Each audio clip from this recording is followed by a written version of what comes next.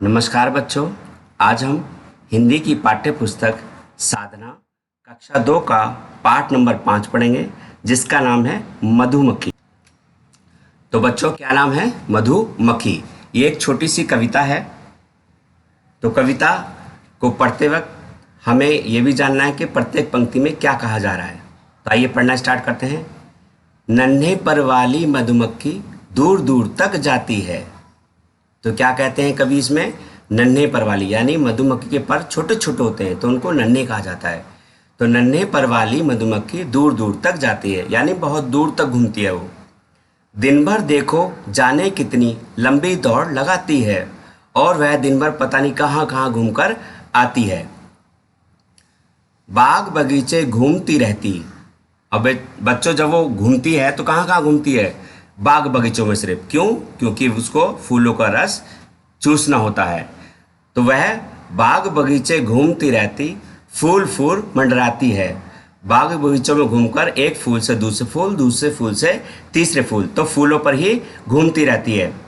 तरह तरह के फूलों का वह रस भर भर ले आती है, और विभिन्न प्रकार के फूलों का, तरह तरह माने कई तरह के फूलों का, जब वो फूलों पर बैठती है तो उसका रस चूसती है। तो दिन भर वह विभिन्न प्रकार के फूलों का रस चूसकर क्या करती है?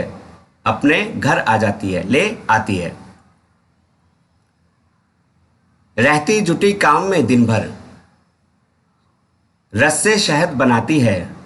और बच्चों, जब वो रस को घर ले आती है तो उस रस से क्या बनाती है? शहद, यानी लगी रहती है काम में। ऐसा नहीं कि लाया और बन गया, तो वह शहद बनाने के लिए काम में लगी रहती है।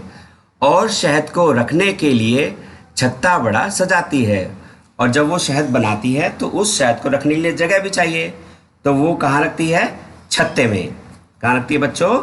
छत्ते में। तो आइए दोबारा पढ़ते हैं कविता को। नन्हे पर वाली मधुमक्खी दूर दूर तक जाती है, दिन भर देखो जाने कितनी लंबी दौड़ लगाती है। बाग बगीचे घूमती रहती, फूल फूल मंडराती है। तरह तरह के फूलों का वह रस भर भर ले आती है। रहती जुटी काम में दिन भर, रस से शहद बनाती है। और शहद को रखने के लिए छत्ता बड़ा सजाती है।